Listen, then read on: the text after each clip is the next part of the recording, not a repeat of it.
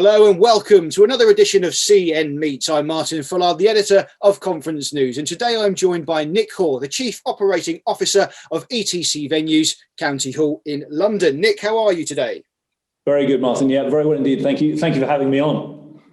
Pleasure is all mine, I assure you. So it's been a really interesting couple of weeks for the events industry. You know, we're starting to get a little bit more clarity, and we're going to come on to that in a few moments' time. But I just wanted to get a bit of background context on you, really. When did you join the venue, and what's sort of your remit in the company? Yeah, so Martin, I joined ETC back in June 2018. Actually, at the time where we secured investment from our US majority shareholders of Gencom and Benchmark. And really, I came on board really to drive what is a very well tried and tested and refined model here in the UK to drive growth, both here in the UK and importantly, and probably more aggressively, internationally. And we focused on New York City as the area we wanted to land on. And so we really secured the investment to go and plant our flag in New York to start with. And, you know, prior to COVID causing the impact that it's caused, we'd secured and built two venues in New York, and frustratingly, we had to stop because there was some fantastic response to those venues. But you know, the reality is we'll deal with the adversity and we'll delay the openings, and we're certainly excited to open them when we can. But the remit really was to take this great model here in the UK and transpose it across the pond to the States, and then starting with New York, but then think about where we could go further, whether that's further into North America or into Europe. But that really was the exciting game plan for the business. So what are your sort of plans to make the most of your venues this year? Because, you know, the industry's evolved beyond the need of here's a room with some walls and a couple of chairs. There's so much more infrastructure required, and event planners are going to be far more creative and perhaps even demanding in their expectations. Yeah, and I think, Martin, I look at it in two ways this year. This year has, you know, 2020 and 2021, I think we've got to think about how we can repurpose our venues, not just for the future of how meetings will be held, but actually to generate revenue in these difficult times. So in terms of our venues, we've actually been fortunate in securing a number of contracts. So we've actually got two Nightingale courts, one in London and one in Birmingham, which have been extremely helpful. So we've been able to repurpose our venues for those clients. And then actually we very recently opened our vaccine centre at Marble Arch. So again, using the existing venues that we've got, repurpose them to slightly different clients. We're also thinking about how we can use our space in the workspace capacity for a temporary period of time, really with the view that, you know, the corporate real estate market is shifting. And whilst people are trying to make decisions as to, you know, how much space should I take, what type of lease should I sign up to, how much capex should I put into my new office? Actually, we're saying, look, it's a difficult decision to make, so don't make the decision. Come to ETC and use our space, our fantastic facilities, on literally a day-by-day basis. You know, so you've got that flexibility, so you can buy yourself time before you have to make that decision once the dust has settled. So that's really focusing on how we use our venues, really whilst our core market is dormant. I think then, to your point, Martin, around how we developed our venues to cater for when meetings come back. And I think that's been something we were really quick to get onto. And I know we had you involved in the UK Kickstart session, where really we were demonstrating our capability as a venue provider to provide hybrid infrastructure, technology, logistics to make sure that we could enable our clients to have meetings. And that's really about thinking about how making sure the infrastructure in the venues is correct, whether that's the in-room infrastructure, whether that's the lease lines coming into the property. It's then thinking about the COVID restrictions that people may be concerned about, making sure people feel comfortable in the venues. So, you know, we've thought about all the social distancing measures, the signage, and who knows where that social distancing element will go in time. So we've really focused on how we can ensure that our venues are ready to receive our clients when they come back. And actually, interesting, we're looking forward to actually, you know, releasing to the market actually a new venue or an expansion of an existing venue later on this year at 133 Houndsditch. So we've taken the opportunity to repurpose the existing venues we've got. We've continued to grow the venue footprint. And then also we've been focusing on how can we make sure that the venues we've got are absolutely first class and ready for our clients to come back, you know, in a slightly different guise. You know, I think it's going to be that transition from virtual, which we're all doing now, back to face-to-face meetings, but supplemented with hybrid, very much like coming back to that UK Kickstart 2020 that we did, where creatively we had 300 people across 10 locations, because you'd have 30 people at the time, and then, you know, over 1,000 people, probably 1,400 people joining remotely. Now, that's the sorts of meetings that we were doing back then. I think that's going to move more to face-to-face as people get more and more comfortable with the vaccine rollout and all the procedures that are in place.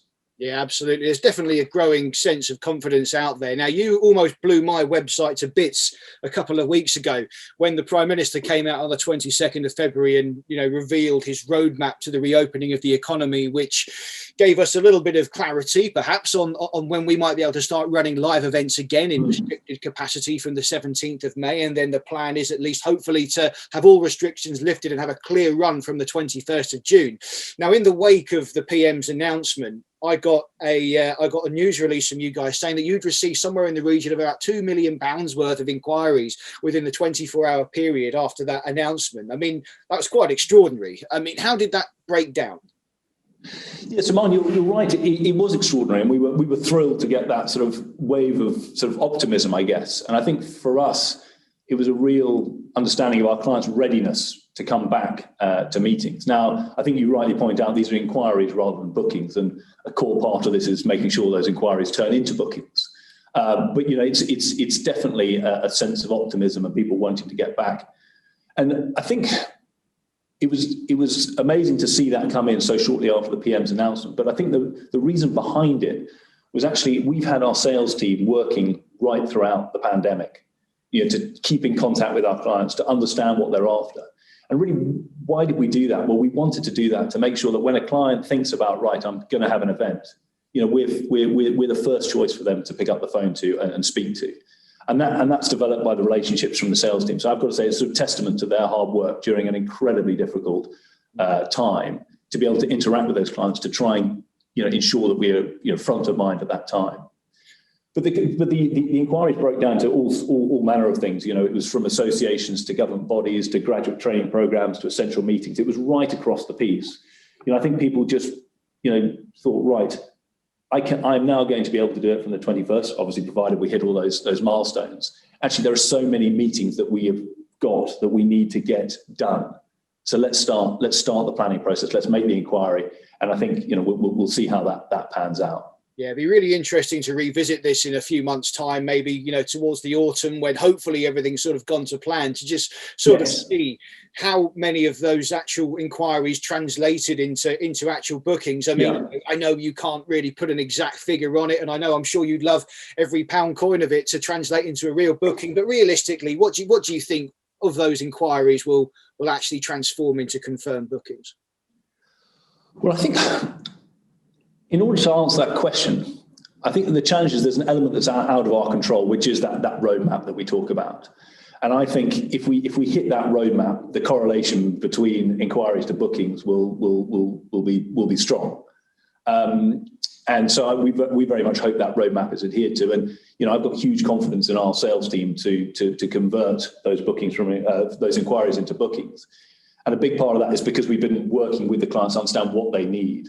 And so it's not a question of do they want to turn them into bookings, it's do they feel they're able to turn them into bookings. So I've got confidence that the level will be high. But the reason I can't give a figure is because actually I think it's dependent on something that regrettably is outside probably of either of our control, which is how that roadmap pans out. And we just very much hope that, you know, as you said, the 21st of June is a point in time where all restrictions are lifted. But there may be opportunities before the 21st of June, depending on the various sort of lifting of restrictions, to actually start some of those meetings even earlier than that. Perhaps, you know, 17th of May, I think, is another key date in the diary.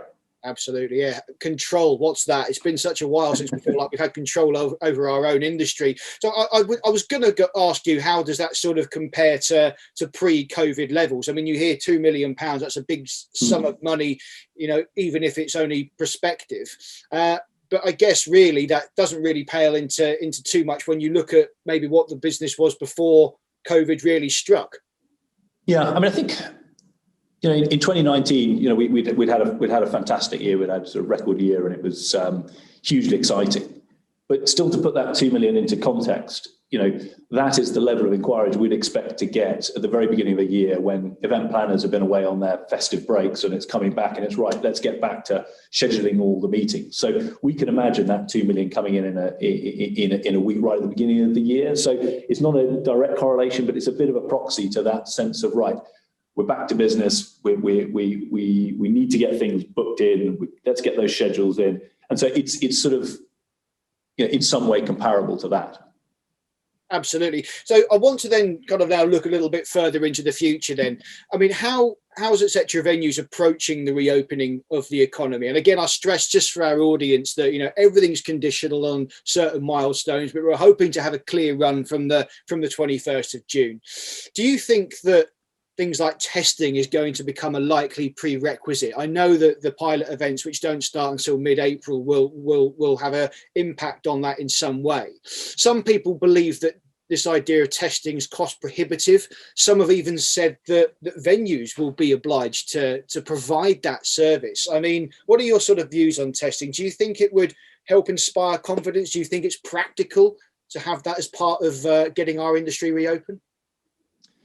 Yes, I think we've got to wait to see, what those test events show. But I can imagine testing will be in the mind's eye of many clients. And I think my view is that we've got to let the clients decide what it is they want to do.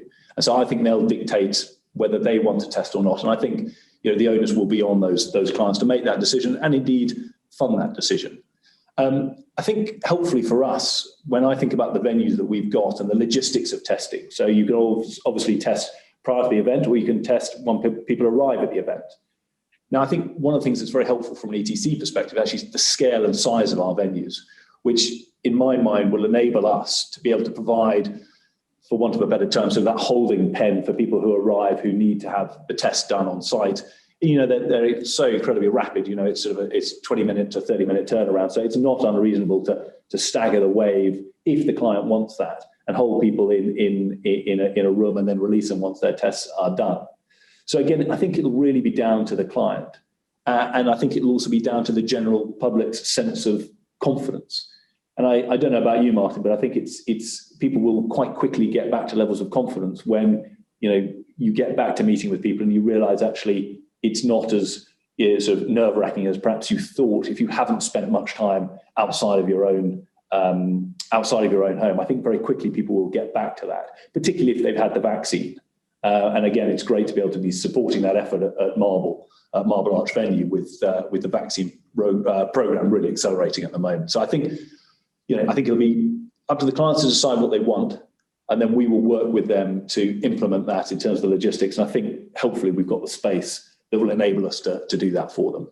Yeah, I mean, again, the fact that you guys are a vaccination centre is again testament to the great versatility of our industry, and that we're able to do that is fantastic. And I think again, neither you or I are epidemiologists. We're not experts in this field at all, so we know our place. But I think, this idea of zero COVID doesn't exist. That's a bit of a fantasy. We are going to have to learn to live with it. So confidence will have to come, will come back. It will. Yes. It will just become part of our lives. And I think, again, it will just take a few months of events happening and, just that confidence swelling. And then I think most people will almost forget about it eventually, or at least let's hope so. We talk about things, further setbacks in the future. We can only really cross that bridge when we come to it. But by and large, it's an optimistic time for the industry. We're coming back after being in hibernation for so long. So then, Nick, I'm just going to finish up asking you how you see it. I'm not going to use the expression new normal. I hate it because I think that it's more of an evolution. The industry will always be evolving. How do you see the evolution of venues and events once we reopen and we all get back to what we do best, and that's creating great experiences? Well, we're thrilled you don't say sort of back to the new normal or the next normal, because actually we want to be anything but normal as a business. We don't want to get back to being average again. We always strive to think about how we can excel. And we've been very narrow in terms of what we do, and we've wanted to be the absolute experts at that. So, we think about how can we, return to excellence rather than coming back to normal.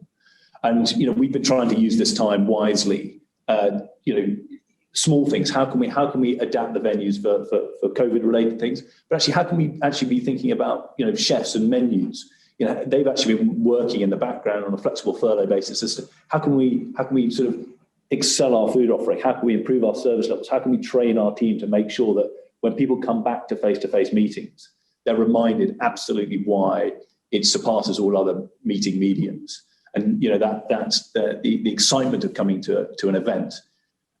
So we don't want to just sort of say we're going to get back to normal. To your point, it's about how has everything evolved. So we want to be excellent when it comes to leading on hybrid, and we've formed a partnership with Glisser where we are working on pop-up studios, smart stages. We're trying to think about what the client's going to need to be able to get the best out of those meetings and really excel. And that's what we've been thinking about. So we've sort of taken the opportunity to evolve our offering whilst we've been dormant. And actually, it's a very good time to make changes when actually you're operating slower, because actually it has less impact on the day-to-day running of the business. So whilst it's been hugely challenging and massive adversity, actually there are lots of opportunities that come out of that.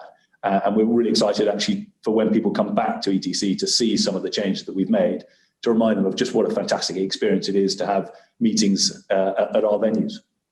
Great stuff. It's so great to be having conversations like this now, where we can look forward with an outlook of positivity. Nick, thank you so much for stopping by. That was an absolutely fascinating conversation. Nick, thank you so much. Great stuff. Thanks, Martin.